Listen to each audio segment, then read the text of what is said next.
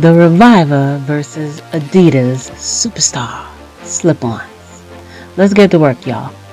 First, we want to use the soft brush to remove loose dirt and prepare the sneaker.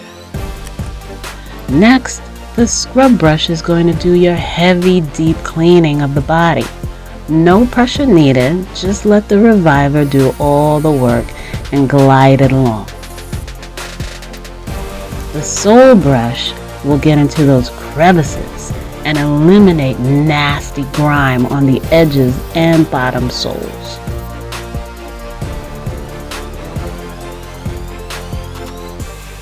Rinse the brushes with water and done.